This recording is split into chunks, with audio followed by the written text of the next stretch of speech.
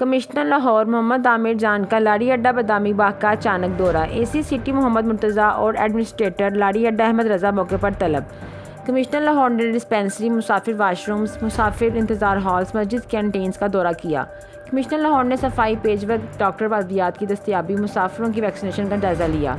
Commissioner Lahore Mohammad Aamir जान का लाड़ी अड्डा में सफाई इंतजामात पर इज़हार अदम इत्मीनान।